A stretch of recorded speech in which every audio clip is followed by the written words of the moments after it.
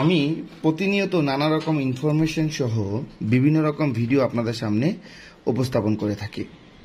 আজকে একটি ছোট্ট বিষয় নিয়ে আলোচনা করব। এটাতে কোনো সলিউশন হবে না, তবে অনেক টেকনিশিয়ান ভাইয়েরা যে ভুলগুলো করে থাকেন ওই ভুলগুলো অবশ্যই শুধরিয়ে যাবে। বর্তমানে সবচেয়ে ভুল কাজ করেন তারা হচ্ছে যে যারা মোবাইল রিপেয়ারের নতুন কাজ শিখেছেন, নতুন দোকান দিয়েছেন, নতুন আইসি রিলেটেড কাজগুলো শিখেছেন, অথবা অনেকে নিজে থেকে ইউটিউব দেখে দেখে আইসি রিলেটেড কাজগুলো করতে চাচ্ছেন, তারাই কিন্তু অনেক রকমের ভুল করে থাকেন। সবাই যে ভুল করে তা কিন্তু না। হাতের 5 আঙ্গুল যেমন সমান না, তদ্রূপ প্রত্যেকটা টেকনিশিয়ানও কিন্তু সমানভাবে কাজ করে না। কেউ একটু ভালো করে, কেউ একটু খারাপ করে, এটাই স্বাভাবিক বিষয়।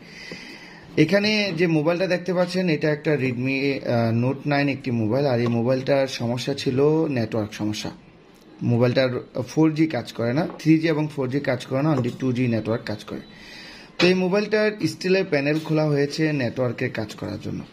তো এখানে আমরা দেখতে পেয়েছি এই যে এই মোবাইলের যে RFIC-টা আছে, আপনারা অবশ্যই স্ক্রিনে দেখতে পাচ্ছেন, অলরেডি আমি মাইক্রোস্কোপে দেখানোর চেষ্টা করছি। এই RFIC-টা কিন্তু কাজ করা হয়েছে, অর্থাৎ এটাকে খোলা হয়েছে, অর্থাৎ হতে পারে এটাকে চেঞ্জও করা হয়েছে।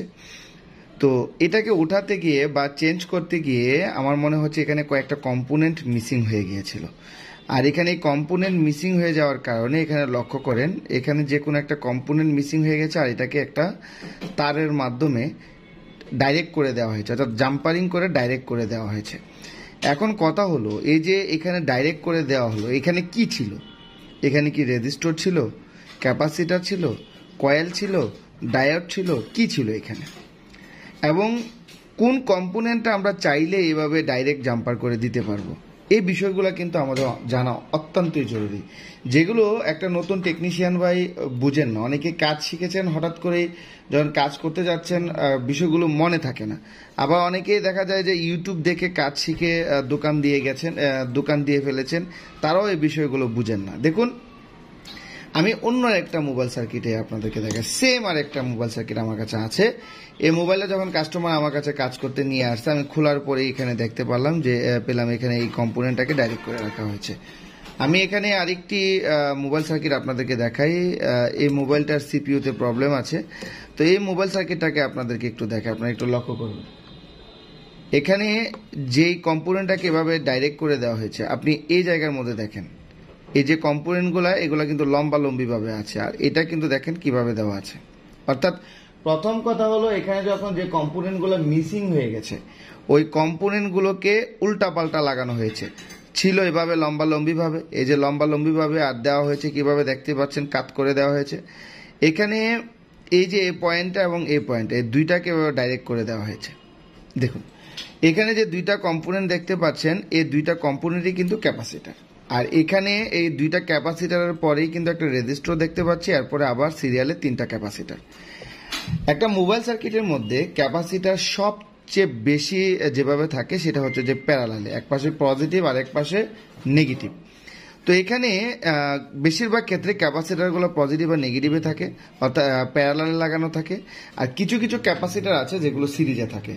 কোনো ক্যাপাসিটার এবার প্যারালালে থাক আর সিরিজে থাক, ওইটাকে আমরা চাইলেই ডাইরেক্ট করে দিতে পারবো না।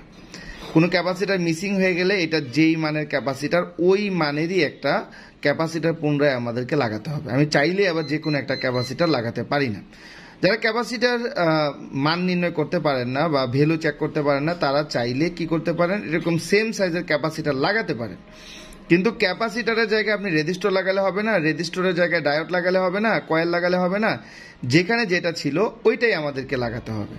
তো এখানে যে ভুলটা করা হয়েছে, এখানে এই দুইটা লাইনই কিন্তু ডাইরেক্ট করে দেওয়া হয়েছে। আর ডাইরেক্ট করে দেওয়ার ফলে কি হবে, আর এখানে যে ক্যাপাসিটারটা দেখতে পাচ্ছেন, এই ক্যাপাসিটারটা এখানে উপরের অংশে লাগিয়ে উপরে দুইটা পয়েন্টকে শর্ট করে দিয়েছে, আর এখানে যে নিচে দুইটা লাইন আছে, এই দুইটা লাইনকে একটা তারের মাধ্যমে শর্ট করে দেওয়া হয়েছে। তাহলে এখানে আমরা বুঝতে পারলাম যে এই কম্পোনেন্টগুলো উল্টাপাল্টা লাগানো হয়েছে। দেখুন, একটা রেজিস্টর, যখন একটা রেজিস্টর 100 ওহমসের নিচে হবে, কোনো রেজিস্টর যদি 100 ওহমসের নিচে হয়, অর্থাৎ বিশেষ করে 50 ওহমসের নিচে যে রেজিস্টরগুলো থাকে, এই রেজিস্টরগুলো ফিউজের মতো কাজ করে। আপনি চাইলে ওই রেজিস্টরগুলো সরাসরি আপনি শর্ট করে দিতে পারেন, অর্থাৎ ডাইরেক্ট করে দিতে পারেন। তবে এই রেজিস্টরটা ডাইরেক্ট করতে গেলেও আপনাকে কিছু বিষয় খেয়াল রাখতে হবে। এখানে যে রেজিস্টরটা দেখছেন, এটা সিরিজে আছে, আমি এখানে যে রেজিস্টারটা আপনাদেরকে দেখাচ্ছি এই রেজিস্টারটা সিরিজে আছে। তো কোনো রেজিস্টার যদি সিরিজে থাকে আর এটা যদি 50 ওহমস বা 100 ওহমসের নিচে হয় আপনি চাইলে এটাকে ডাইরেক্ট করে দিতে পারেন।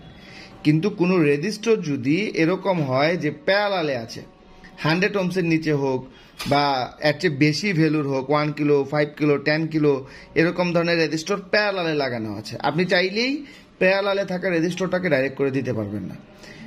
তো এখানে বিষয়টা হচ্ছে যে আমি আবারও বলি, যে রেজিস্টারটা 100 ওহমসের নিচে হবে এবং এটা যদি সিরিজে থাকে তো কোনো কারণে এই রেজিস্টারটা মিস হয়ে গেলে আপনি এটাকে ডাইরেক্ট করে দিতে পারবেন। তবে যত ভ্যালুরই হোক না কেন, এবার 10 ওহমসের হোক, 100 ওহমসের হোক বা 100 কিলো ওহমসের হোক, যদি এটা প্যারালালে থাকে আপনি এটাকে কখনো ডাইরেক্ট করতে পারবেন না। তদ্রুপ একটা ক্যাপাসিটারের ক্ষেত্র, ক্যাপাসিটারটাও আপনি কি করতে পারবেন না, যদি আপনার প্যারালালে থাকে তাহলে আপনি, যদি এটা প্যারালালে থাকে কোনো ক্যাপাসিটার, সেক্ষেত্রে আপনি এটা যদি ফেলেও দেন সেক্ষেত্রে কোনো প্রকার সমস্যা হয় না। তবে সব ক্যাপাসিটার কিন্তু আপনি ফেলতে পারবেন না। আবার ক্যাপাসিটার যদি সিরিজে থাকে তাও কিন্তু আপনি ডাইরেক্ট করে দিতে পারবেন না, তাইলেও কিন্তু কাজ করবে না। একটা কয়েলের ক্ষেত্রে কয়েল কয়েক ধরনের হয়, বুস্ট কয়েল, বাক কয়েল, নর্মাল কয়েল। এই নর্মাল যে কয়েলগুলো আছে এগুলো কিছু কিছু কয়েল আপনি চাইলে ডাইরেক্ট করে দিতে পারেন, কিন্তু বুস্ট বাক যে কয়েলগুলো আছে, বুস্ট কয়েল এবং বাক কয়েল, ওইগুলোকে আপনি চাইলেই ডাইরেক্ট করে দিতে পারবেন না। তো আমি আশা করি বিষয়গুলো ক্লিয়ার করতে পেরেছি।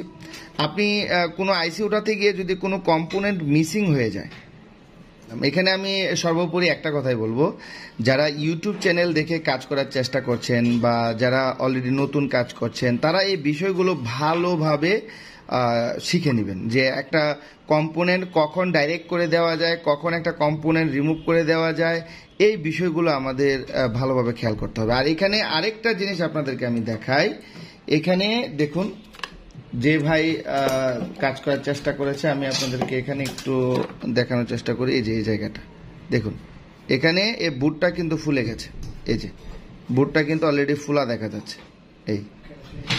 এই যে মোবাইল সার্কিটটা ফুলে গেল, এই ফুলে যাওয়ার কারণটা কি? এই মোবাইল সার্কিটটা ফুলে যাওয়ার কারণটা হতে পারে, যেমন আপনি হট গানের হিটের পরিমাণ বেশি রেখেছেন, এয়ারের পরিমাণ বেশি রেখেছেন, তখন আপনি স্টিলের প্যানেলটা উঠাতে গিয়ে জুড়ে টান মেরেছেন, তখন দেখা গেল যে এই বুটটা ফুলে গেছে। তো দেখুন, এই স্টিলের প্যানেলগুলো খোলাও কিন্তু একটা অভিজ্ঞতার প্রয়োজন আছে। আপনি যখন আইসি রিলেটেড কাজগুলো করবেন, তখন যখন স্টিলের প্যানেলগুলো খুলবেন, এগুলা খুলতে গেলেও আপনাকে সাবধানতা অবলম্বন করতে হবে। এরপরে এখানে দেখেন, এই যে স্টিলের প্যানেলটা উঠানো হয়েছে, মোবাইল সার্কিটের উপরে যে লেয়ারটা আছে এটা সম্পূর্ণভাবে ছিঁড়ে গেছে।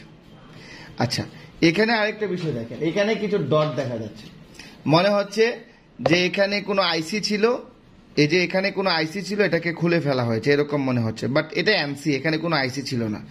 এখন এখানে যে বলগুলো দেখতে পাচ্ছেন, আপনি যদি কোনো কারণে বলগুলোকে একে অপরের সাথে শর্ট করে ফেলেন, মনে করেন আপনি কাজ করতে গেছেন, এখানে রাং লেগে একটা বল আরেকটার সাথে শর্ট হয়ে গেছে, সেক্ষেত্রেও কিন্তু আপনার মোবাইলটা শর্টিং সমস্যা দেখাতে পারে, মোবাইলটা চালুও না হতে পারে। দেখুন এই সেকশনটা, এই যে এখানে দেখতে পাচ্ছেন কোনো আইসি নেই, এনসি মানে কি, এখানে কোনো প্রকার আইসি নেই। তো এখানে আপনি চাইলে এই লাইনগুলোকে শর্ট করে দিতে পারবেন না, বা কোনো কারণে যদি শর্ট হয়ে যায় তখন কিন্তু এটা সিপিইউতে ইফেক্ট করবে। তো আশা রাখি বন্ধুরা আমি এই বিষয়গুলো আপনাদেরকে ক্লিয়ার করতে পেরেছি। যারা আমার ভিডিওগুলো দেখেন, আমাদের মোবাইল রিপেয়ার হসপিটাল বিডির ইউটিউব চ্যানেল এবং ফেসবুক পেজের ভিডিওগুলো দেখেন, তাদেরকে আমরা অনুরোধ করব যে আপনি যখন কাজ করবেন চেষ্টা করবেন মোবাইলের কাজগুলো ধীরে স্বস্তিতে বুঝে বুঝে করার চেষ্টা করবেন। আর আমাদের প্রত্যেকটা ভিডিও এক একটা টিউটোরিয়ালের মতো কাজ করে, একটা প্র্যাকটিক্যাল কাজের মতো কাজ করে। দেখা গেল যে আমরা কোনো ভিডিওতেই হাইড রাখার চেষ্টা করি না। দেখবেন আমি কোনো ভিডিওতে এ পর্যন্ত বলি নাই যে আপনি আরও বিস্তারিত শিখতে হলে আমার কাছে আসতে হবে, এরকম কোনো ভিডিওতে এই পর্যন্ত আমি বলিনি। যারা অলরেডি কাজ করেন তারা আমাদের ভিডিওগুলো দেখলে কিছু প্র্যাকটিক্যাল বুঝতে পারবেন, বা দেখা গেল যে কাজগুলো যারা আইসি রিলেটেড কাজগুলো করেন বা ভালো মোটামুটি কিছু থিওরি বুঝেন, তারা আমাদের ভিডিওগুলো দেখলে ভালো বুঝতে পারবেন। আর যারা একদমই কাজ জানেন না তারা শুধুমাত্র ভিডিওর উপরে নির্ভর করে কাজ করতে যাবেন না, এতটুকু অনুরোধ রইবে, কারণ এখানে কিছু প্র্যাকটিক্যাল বিষয় আছে, ওই বিষয়গুলো আপনাদেরকে অবশ্যই লক্ষ্য রাখতে হবে। তো বন্ধুরা আজ আর নয়, কথা হবে আপনাদের সামনে নেক্সট কোনো ভিডিওতে। সে পর্যন্ত সুস্থ থাকবেন, ভালো থাকবেন। আসসালামু আলাইকুম ওয়া রাহমাতুল্লাহি ওয়া বারাকাতুহু।